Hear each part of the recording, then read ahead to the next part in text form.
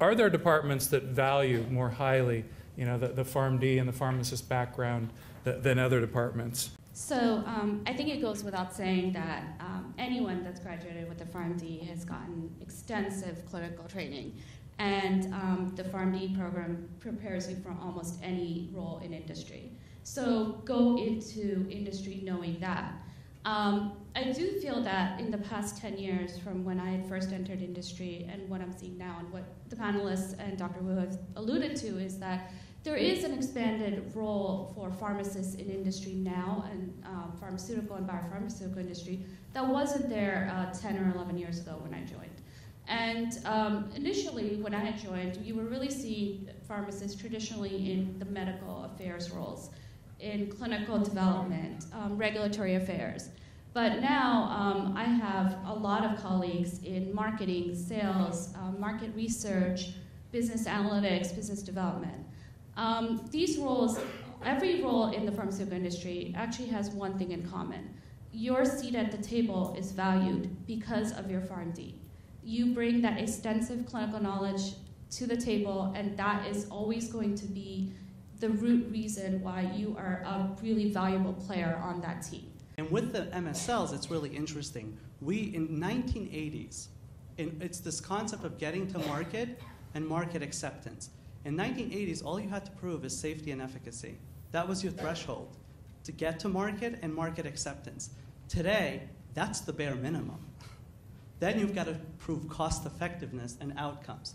So when you think about creating a medical value proposition that's relevant in today's pharmacoeconomic climate and the access aspect, the medical science liaison organization in particular is very much evolving and really starting to morph into really understanding. They have to understand that entire spectrum if they're going to be relevant and successful for the organization. So having said that, who best than a pharmacist? And that, going back to what Dr. Alexander said, I mean, certainly you see why there are a lot of PharmDs there, and there's just going to be much more activity in that particular environment. Same thing for clinical marketing.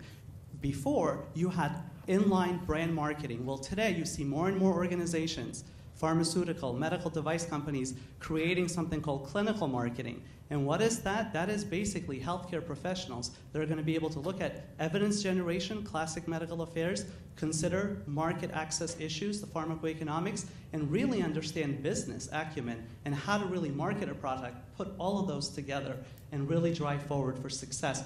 This thought process of value, proving value of the medication that's either coming out on the market or that has been on the market, especially with the Affordable Care Act, it's more and more issue that's in the front. And at Bristol, while we have, within the oncology division, while we have 40 MSLs that are composed of PhDs, PharmDs, and various degrees, we've actually added 10 special MSLs that are 100% pharmacists, PharmDs, and their whole focus is to focus in on this value aspect, because as we move forward, especially in the oncology arena, having to interact not just with thought leaders, but now to interact with managed care organizations and have them understand the value of this new product that's available and why it's important. I think pharmacists play a very key role, and I think it's going to be a growing area for pharmacists moving forward.